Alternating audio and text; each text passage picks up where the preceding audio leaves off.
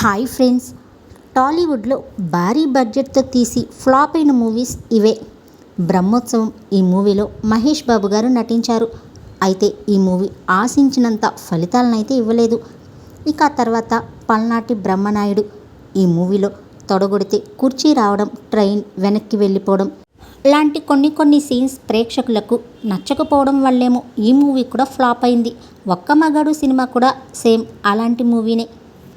ఇందులో ఏకంగా హీరో అయితే విమానం నుంచి కిందకి దూకేసినా కూడా బ్రతుకుతాడట. ఇక ఆ తర్వాత మూవీ శక్తి. ఈ మూవీలో జూనియర్ ఎన్టీఆర్ గారు నటించారు.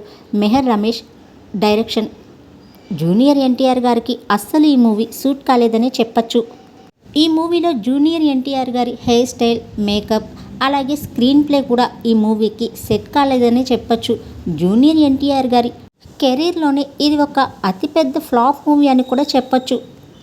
ఇలాంటిదే ఇంకో సినిమా నరసింహుడు మూవీ కూడా. ఇక ఆ తర్వాత మూవీ జానీ. ఈ మూవీలో పవన్ కళ్యాణ్ గారు నటించారు. అయితే ఈ మూవీలో ఫైట్స్ అయితే చాలా బాగుంటాయి, కానీ స్క్రీన్ ప్లే మాత్రం చాలా స్లోగా వెళ్తుంది. కొన్ని సిచ్యువేషన్స్లో అయితే మనకి డైలాగ్స్ కూడా సరిగ్గా అర్థం కావు. కేవలం పవన్ కళ్యాణ్ గారి యాక్షన్ కోసమైతే ఈ మూవీ ఒకసారి చూడొచ్చు. ఇక లాస్ట్ మూవీ వరుడు. ఈ మూవీలో అల్లు అర్జున్ గారు నటించారు. ఈ మూవీ రిలీజ్కి ముందే విపరీతమైన హైప్ క్రియేట్ అయింది ప్రేక్షకుల్లో.